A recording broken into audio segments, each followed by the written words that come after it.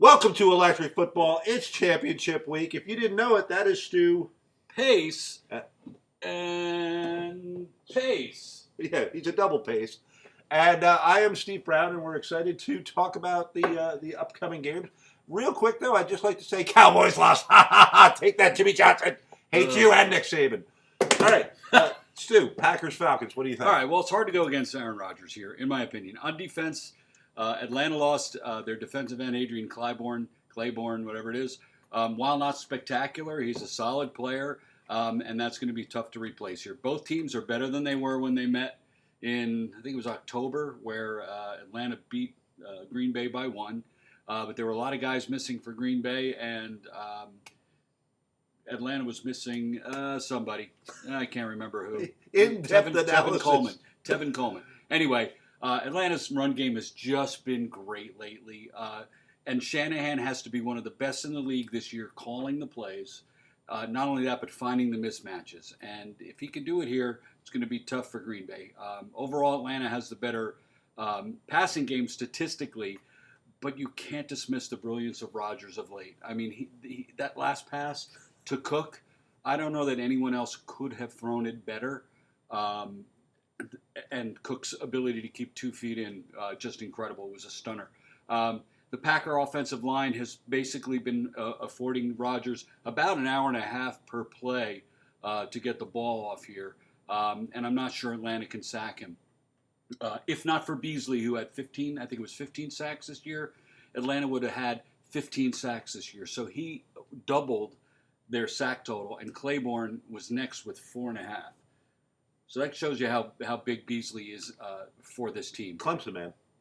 For a minute, I thought you were talking about Cole Beasley. I got confused for one second. I'm like, Cole Beasley got some sacks? Anyway, Green Bay had 40 sacks this season, and it was very nicely spread out evenly amongst a bunch of players. There was a guy with 7.5, a guy with 6, so there's more guys attacking, it seems, for Green Bay than for Atlanta. So if they can eliminate Beasley from the pass rush, they'll probably have even more than an hour and a half per pass play. So to me, it comes down to who has the ball last. And after watching Rodgers the last few weeks, I just can't possibly go against him. And yet I can. There you go. Well, tell us why, Steven. Strangely enough, if you watched all 4 games, I thought the Falcons were by far the most impressive win this weekend. Yes. The Pats struggled, and if it wasn't for Fuller not, dropping a perfect. I mean, you can rip Osweiler all you want, but they should have been with, what would that have taken them, within 3? Yeah. I mean, it was ridiculously perfect, and he dropped it, and they were done after that. I thought Atlanta and Seattle came out fairly even early on, with Seattle driving down the field, and then Atlanta just took over. I mean, and I thought Seattle was probably the best D it left in the playoffs. And maybe I'm crazy about that. Maybe I'm going on reputation, and Atlanta dominated them. I was impressed by the Packers' offensive course. I was impressed by Rodgers' last throw and Cook's, come out of nowhere to make an incredible play. I mean, just absolutely. He was terrible all season because he was on my fantasy team doing nothing. And he had 2 drops before that brilliant catch. Yeah, no, but that was fantastic. The question is, will Jordy Nelson be back for their offense? But more importantly, their defense is not that good. No, it's not. It showed a weakness to the run. Speaking of impressive, and as much as I hate to say it, Dallas is impressive as hell right now. Dak Prescott is mature beyond his years. He engineered what could have been, a major drive. I mean, Green Bay's win does not diminish what Dallas's future is going to be like. Not at all. There's one for you, Mr. Valdez, as far as our Cowboys fan go. And one of the amazing things that came out of that, it was Jason Witten's first postseason touchdown catch. That's almost unbelievable. Really? Yeah, his first. And I think they said the same thing about Des Bryant, which wouldn't have been if they'd given him that one catch against Green Bay. Yeah. But I'm off on a rant here. Matt Ryan looked very impressive. If Julio Jones' toe is okay, I don't think there's any way in hell that the Packers defense can hold them down with the balanced running game. And Green Bay's secondary is just a mess. Yeah. So And Butler's hurt, and Gabriel's come on for Atlanta as a receiver out of nowhere. oh yeah, he's sort of their Tyreek Hill, if you Yeah. will.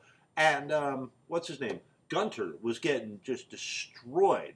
Um, Dallas may have lost that game because Jason Garrett is just not a good coach. Yeah. I don't know why you would have gotten their defense too, but they got away from Ezekiel Elliott, who finishes every run with an extra 2 yards, and that's impressive as hell. Des Bryant was unstoppable. Witten had a big game. They didn't execute on defense. Aaron Rodgers is fantastic, and Mason Crosby's kicking cannot be, that's Won the game for him. yeah. You keep hitting 56-yard kicks. You get iced and hit 52-yard kicks or whatever the hell it was. So that's an area that they probably have an advantage. But I don't think the Falcons' defense is as bad as you think it is, even with Claiborne going down. I'm not overly impressed by Montgomery and Ripkowski in the running game. No, nor am I. That the Packers can. So you're once again relying on the brilliance of Aaron Rodgers and the offensive line, which has been great in the last few games, but I don't think they're a great offensive line. Agreed. They're a great pass blocking line, but they're not going to just run over people. I think the Falcons have more firepower than the Packers on offense and a more balanced offense, and I think they have as good, if not a better defense, with Vic Beasley being able to come up with one or two significant pressures or sacks. I'm taking the Falcons. All right. There you have it. So we're split on the first game. And I have a feeling we're split on the second game, but I'd like to lead off the second game with a prepared statement. I'm sick of saying it. Patriots. I feel like Charlie Brown asking anyone if anyone can explain Christmas every year, and Linus just keeps saying, "Lights, please." For unto you is born this day in the city of Boston a Savior, which is Brady, the quarterback. And this shall be a sign unto you. Ye shall find the babe wrapped in blue and red clothes, lying in a stadium. And suddenly there was with the angel a multitude of the heavenly host, praising Belichick and saying, "Glory to Kraft in the highest, and on earth peace and good football towards men." Preach. Thank Preach. Tell it. It's really not a bad little tree. So is that your pick? That's my pick. How on the great globe of this earth can you go against Brady? The Steelers are 0-4 in Foxborough, and I think they've got one win against Belichick and Brady here. Believe it or not, the Pats have the fourth best defense in the league, and that blows me away.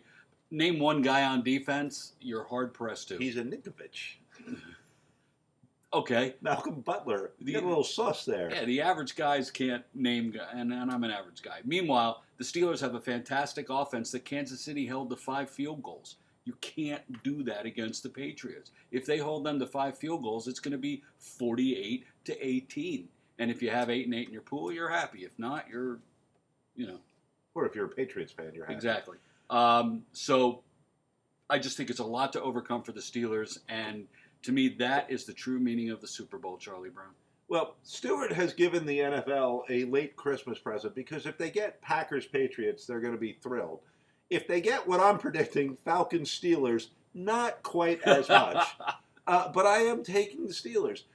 You're right. They weren't impressive in the red zone. They didn't finish things off. It should have been a tie game, except Fisher held and Kelsey. No matter how much you want to complain, well, first off, walking up to that guy in front of everybody and just decking him. Yeah. While I would have felt pretty cool had I been able to do that to an NFL player. Not brilliant at that point in the game. And yes, he was holding, and yes, he was yakking and blah, blah, blah. But that goes on every game. You can't cost your team that late in the game, that close of a game, 15 yards. Yep. And even though they got the first down after that, that doesn't negate it. You can't say, oh, well, but no, they might have just marched down the damn field and scored a touchdown. So, and then he's coming out afterwards. Oh, the refs controlled the game. Fisher had him in like a chokehold. I saw. It's true. What was it, Harrison? I saw Harrison tap out a couple of times.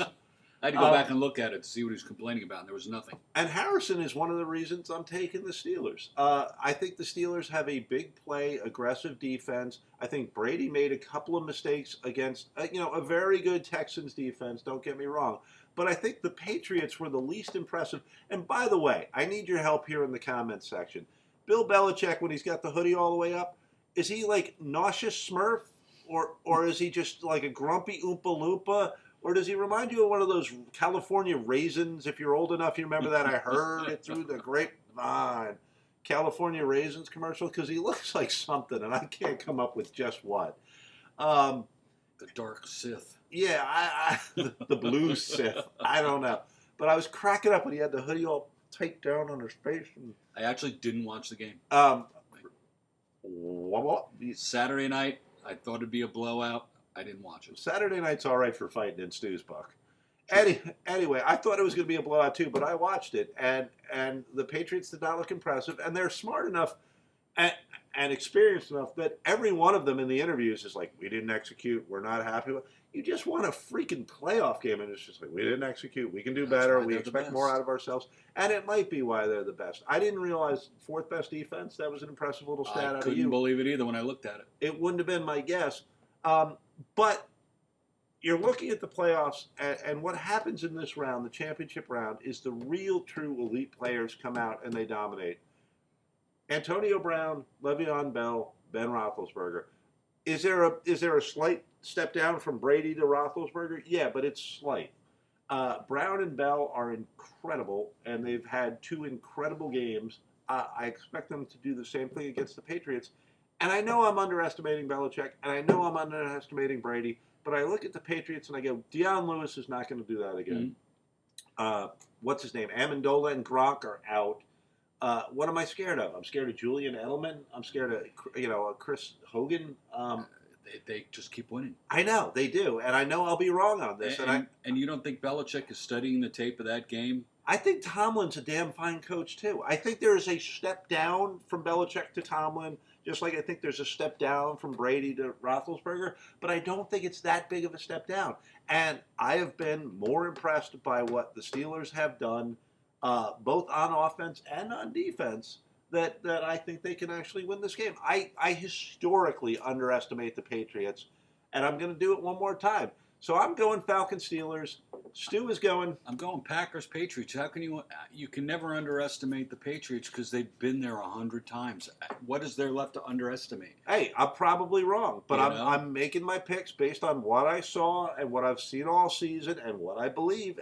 And if I'm wrong, I'll take it. Go look at the past films. I've been wrong about 1,000 we're wrong things. a freaking lot. Anyway, so that's our championship picks. We'd like to, while we have the chance, give a couple of shout-outs to people who have been loyal throughout the season, watched us, commented with us, shared some football chat back and forth, which we really enjoy. So to Xander G. and Andrew Warren, I hope I'm wrong. I hope your Patriots get it. Half Moon, you're a talented man, and we appreciate your help on the little extra videos you've done for us. Miami Rob, you've changed us a little bit, and we'll be doing a lock of the week. Bradley Brewer, sorry about the Seahawks, but they had a fine season, and Russell Wilson is still an amazing quarterback. And if you guys get healthy, you're going to be dangerous again next year.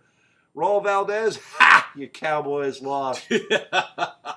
Made me feel good. I picked him, and I was happy to be wrong. Though I do like that Jason Witten. I got to tell you, I like Prescott. I'm on the Prescott bandwagon. I like that whole group. I may no longer be a Cowboy hater. Well, I will be. Yeah, me too.